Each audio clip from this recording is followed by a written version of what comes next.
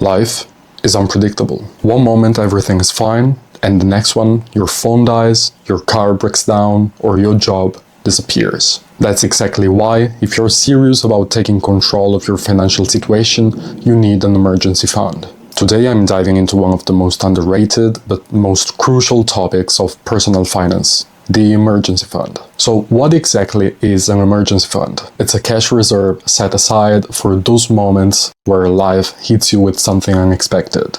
A medical bill, a broken dishwasher, or getting fired out of nowhere. And for it to actually work, it needs two things. The first one is that it needs to be liquid, and the second one is that it needs to be accessible. Liquid just means cash or something very close to it.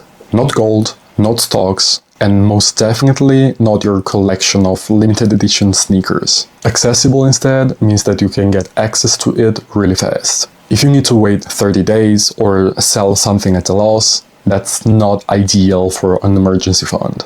Anyway, I will talk about where to keep your funds later. Right now, let's try to figure out how much you need for your emergency fund. Your emergency fund isn't based on your net worth or on your savings, it's only based on your expenses. It doesn't really matter if you have $100,000 in investments. If your car breaks down and you don't have cash on hand, you will be stuck. As a general rule, I recommend savings between 3 and 12 months of your expenses. But the right number for you depends on your situation. You need to ask yourself, how secure is my job?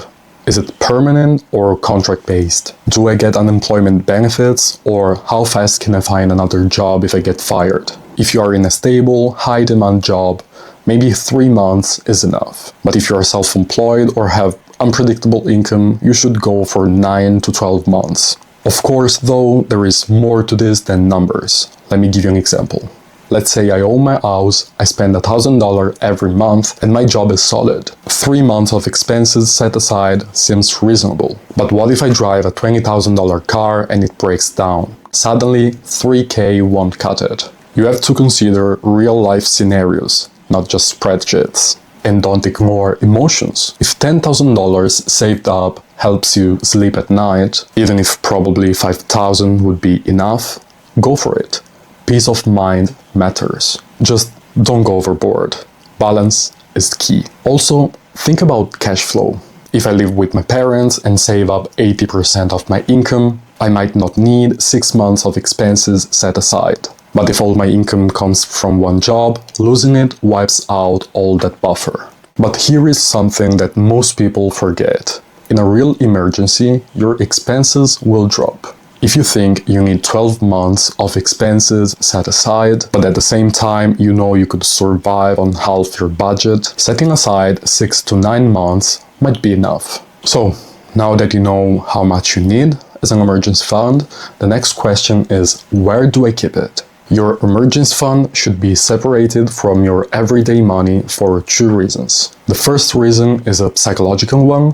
If it's too easy to access, you will end up using it for non-real emergencies. The other reason instead is a security one. If your main account ever gets frozen, you're not left empty-handed. So where should you park it? Remember that what matters is safety and liquidity. Returns are nice, but they are not the goal for your emergency fund. So today I would suggest a high-yield saving account.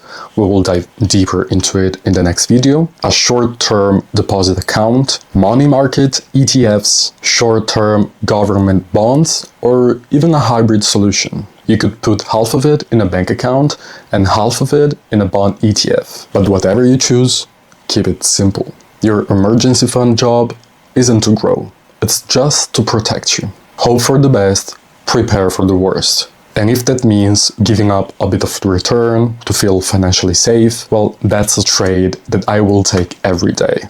So that's it for today. Go calculate how much you need for your emergency fund and let me know in the comments if you already have one, and in case, how much months you decided to set aside and why. If you found this helpful, hit like, subscribe, and share it with someone that might need this video. Thanks for watching, and I will see you guys in the next video. Bye.